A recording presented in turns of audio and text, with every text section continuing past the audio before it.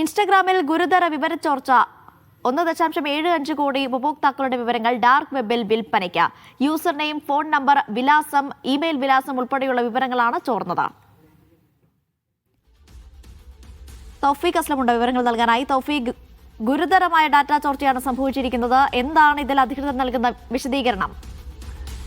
Aneesha, social media പ്ലാറ്റ്ഫോമായ ഇൻസ്റ്റഗ്രാമിൽ നിന്നാണ് വൻ രീതിയിൽ വ്യക്തിവിവരങ്ങൾ ഇപ്പോൾ ചോർന്നിരിക്കുന്നതായിട്ടുള്ള റിപ്പോർട്ടുകൾ പുറത്തുവരുന്നത്. 1.75 കോടി ഉപഭോക്താക്കളുടെ വ്യക്തിവിവരങ്ങളാണ് ചോർന്നതെന്ന് സൈബർ സുരക്ഷാ സ്ഥാപനമായ മാൽവെയർ ബൈറ്റ്സിന്റെ റിപ്പോർട്ടിൽ പറയുന്നുണ്ട്.